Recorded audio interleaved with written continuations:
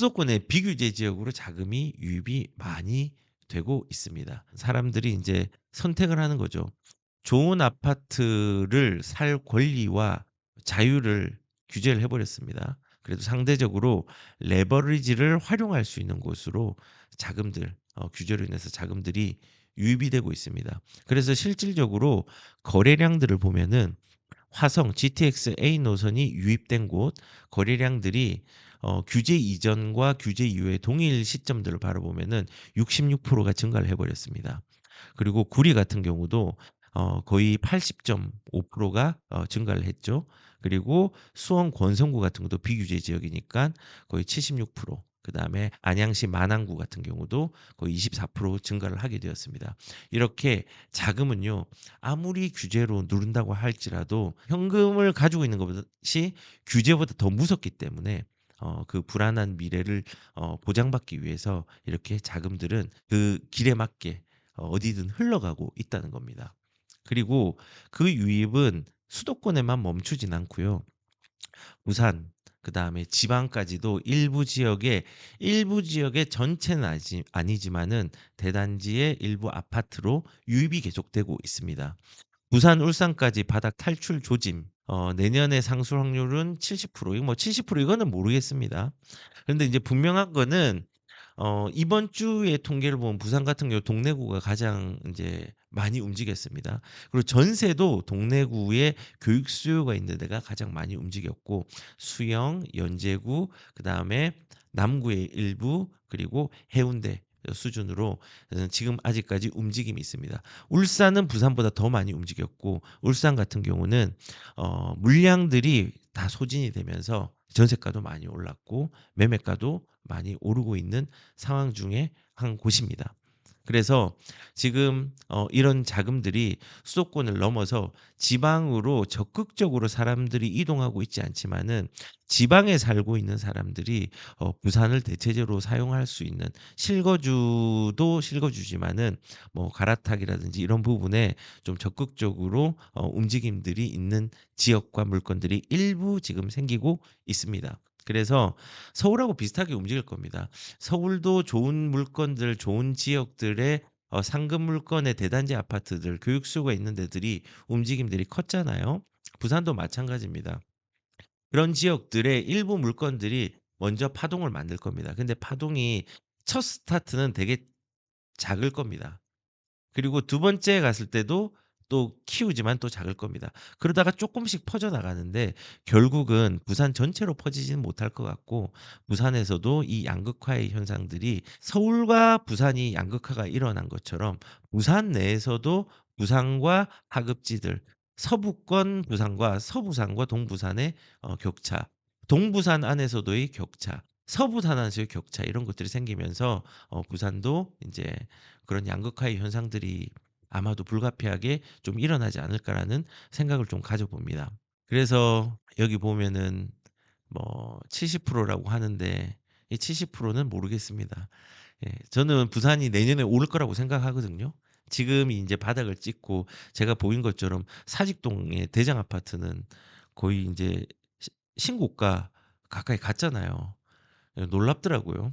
일부 아파트 물건들을 보니까. 그래서 일단은 이렇게 '지방으로 자금이 또 유입이 되고 있는 부분이 있다.'라는 겁니다. 그럼 '비단 부산만 그럴 것인가?'라고 인제 생각을 해 보면은 대구도 아직까지 움직임이 미비하지만은 보이기 시작합니다. 보이기 시작합니다. 대구의 아파트값 104 주째 떨어졌는데 중구, 수성구는 상승. 제가 늘 얘기를 했죠.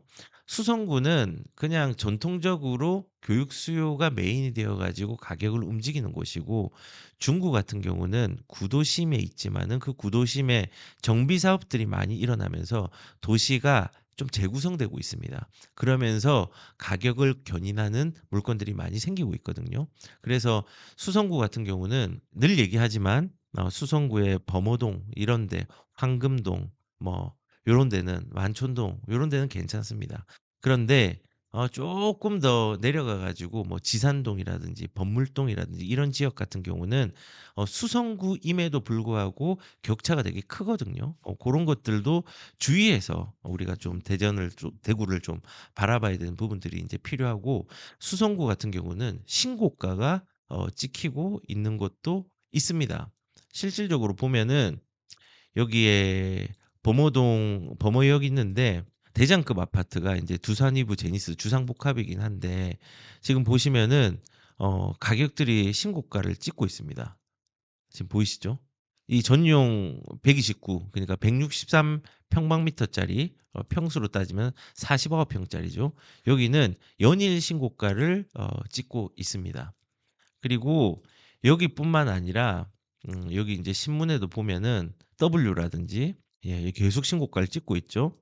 그다음에 가든 하이츠 3 차라든지 힐스테이트 대구역 뭐 이런 지역들, 일부의 아파트들 수성 버머 W 같은 경우 요것도 인제 입지가 되게 좋죠. 요런 것들도 지금 가격적인 부분, 여기가 인제 수성 버머니까 두 개가 붙어 있죠. 가장 메인 버머역이 메인이거든요. 여기 학원가가 여기 형성돼 있고 요 지역들 중심으로 움직임들이 있다는 겁니다. 그리고 대구 같은 경우는 대구 물량이 감소가 본격화가 언제 되는 줄 아십니까? 올해부터. 올해가 끝나고 내년부터 본격화가 됩니다. 본격화가 되면은 이런 지금 범어동 쪽이나 수성구의 범어동, 황금동 쪽뿐만 아니라 여기 중구 쪽에 인제 쭉 가다 보면은 이 청라 언덕이라는 데가 있잖아요. 반월당하고 청라 언덕 요쪽도 괜찮거든요. 이런 지역들의 인제 신축 아파트라든지 인제 대장급 아파트들, 요런 아파트들은 인제 가격의 움직임들이 좀 꾸준히 계속 있을 거라고 생각이 듭니다. 요런 지역들은 유심히 보는 게 저는 맞다고 생각을 하고, 서울에 있는 사람이 굳이 대구로 내려올 필요 없고 수도권에 있는 사람이 굳이 대구로 내려올 필요는 없지만은, 만약에 대구에 사시는 분이고 실거주가 투자로 연결되는 부분이 교집합을 좀 만들고 싶은 사람들은 대구 사람들 중에서는 요런 중구 쪽 청라 언덕 쪽이나 돈이 좀 부족하시면, 아니면은 이 범어역 주변, 아니면은 이 만촌역 주변, 어 이 연호지구까지는 가시면 안 됩니다. 뭐 고런 지역들까지도 좀 유심히 보면 좋습니다. 여기는 교육 수요들이 대룡고등학교 여기도 좋은 학교고, 해화여고도 진짜 좋은 학교죠. 예. 다 좋은 학교들이 많이 밀집돼 있는 이곳들. 역으로 따지면은 여기 담티역, 범어에서 담티역 사이까지는 상대적으로 싼 데도 있거든요. 요런 지역들은 지금 되게 많이 기회라고 생각합니다. 왜 그러냐? 아까 물량에 대한 부분들을 얘기를 했지만요. 대구 같은 경우는요. 물량이 본격화가 언제가 되냐? 2025 년이 이제 지났습니다. 지날 겁니다, 한 달 뒤면은. 2026 년부터는 물량 소진이 많이 일어납니다. 그리고 분양을 해 보면요. 가격만 합리적이면요. 분양이 지금 잘 되고 있습니다. 잘 되고 있습니다. 예. 그래서 지금 물량 감소가 2026 년부터 본격화되기 시작합니다, 대구 같은 경우는. 그리고 대구는요. 전세 가격 지수도 움직이고 있습니다. 전세 가격 지수도. 그리고 주택 가격의 심리 지수도 올라오고 있습니다. 그래서 전세 가격 같은 경우는요. 지역별로 보면요. 수성구가 0.15 정도 올랐고 가장 크게 올랐죠. 그리고 동구도 0.07, 중구도 0.03, 달서구도 0.02로 쪼끔의 상승세가 있습니다. 아니 전세가 뭐가 중한디?라고 인제 얘기를 하면은 전세의 움직임과 매매의 움직임은 연결되어 있습니다. 동전이 양면이 있어야 동전이지 한 면만 있으면 동전이 아니잖아요. 마찬가지예요. 전세가 움직임이 있다는 거, 물량이 줄어든다는 거, 신고가를 주요 지역에서 움직임이 있다는 것 자체가 대구는 바닥 다지기를 부산보다는 느리지만은 이제 진행을 하고 있다는 겁니다. 그래서 뭐 지방도 이렇게 자금이 유입이 됩니다. 제가 요약을 하면요. 빌라에도 자금이 유입이 되고, 그것도 인제 아파트가 될 만한 곳, 그다음 경매 시장으로도 자금이 유입되고, 불편하지만은 그 자금들이 현금을 가지고 있는 것보다는 유리하기 때문에 불편한 거래라고 생각되는 불편을 감수하고라도 경매를 이용해서 자산 시장으로 돈이 유입이 되고 있습니다. 그리고 수도권 비규제 지역으로 자금이 유입이 되고 있죠. 그다음에 지방으로도 자금이 유입이 되고 있습니다. 그런데 이제 정부에서는 이런 그 유입이 되는 부분과 별개로 부동산에 대해서 돈이 들어가는 거를 껄끄럽게 생각을 해서 대출을 해도 좋으니 코스피 5천이 넘을 것 같으니 주식에 투자를 하라고 얘기를 합니다. 주식에 투자를 하라고. 그것도 인제 국내 주식에 "서학개미들로 가지 말고 동학개미로 머물러라."라고 하면서 국내 주식에 빚을 내서라도 같이 여기에 머물러 있으면서 "내가 돈 벌게 해줄 테니깐 여기에 있으라."라고 얘기를 하거든요. 그런데 제가 좀 말씀을 드리고 싶은 게 돈의 유입이 인제 부동산이든 자본으로 흘러가는데 정부에서 밀고 있는 거는 주식이잖아요. 주식이잖아요. 근데 저는 이렇게 생각을 합니다. '주식 B2는 괜찮고 부동산은 B2가 어려운가? 하면 안 되는가?' 저는 거꾸로 돼야 된다고 주식 B2가 저는 더 위험하다고 생각을 하거든요. 주식의 변동성들이 훨씬 더 크기 때문에 B2는 화랑이 될 때 진짜 조심해야 됩니다. 근데 이거는 결국은 주식 같은 경우도 돈의 흐름이라는 게 비단 금융 투자 시장에만 돈의 흐름이 머물까? 아닙니다. 그 차익이 되면요. 주식은 떨어지는 시기들이 급하게 올 수도 있습니다. 차익 실현을 위해서. 그리고 그 차익 실현을 한 거는 다시 부동산으로 넘어갈 수 있습니다. 특히 인제 돈이 넘치는 환경에서 수요자들이 돈을 만약에 벌면은 지금 똘똘한 한 채가 선호되고 있으니까 고런 집들을 사기 위한 자금으로도 유입이 될 수가 있습니다, 주택이 만약에 없다면.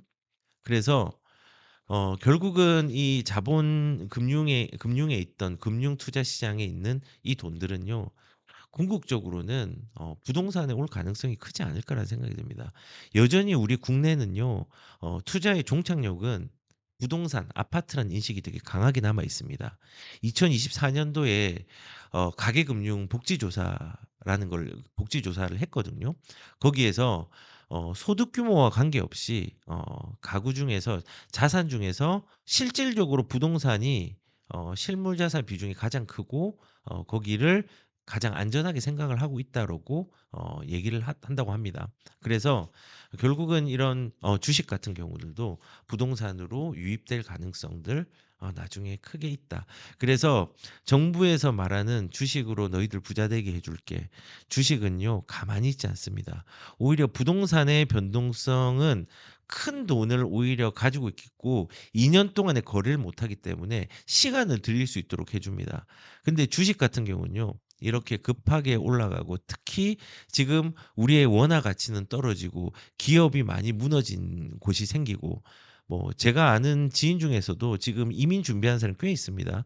증여세 때문에 미국으로 가려고 하는 사람도 꽤 있습니다. 지금 성장 동력들이 많이 상실된 상황에서 주식들이 그냥 끝까지 갈 수 있을까? 세상의 끝까지는 없습니다. 폭락이 있습니다. 폭등도 있고 폭락도 있고 그냥 조정될 때도 있습니다. 근데 사람들은 그 폭락하거나 폭등하거나 여기에 환호하고 절망을 하지만요. 우리는 그게 있기 때문에 돈을 벌 수 있는 거고 그걸 이용하기 때문에 자산이 늘릴 수 있는 상황들을 만드는 겁니다.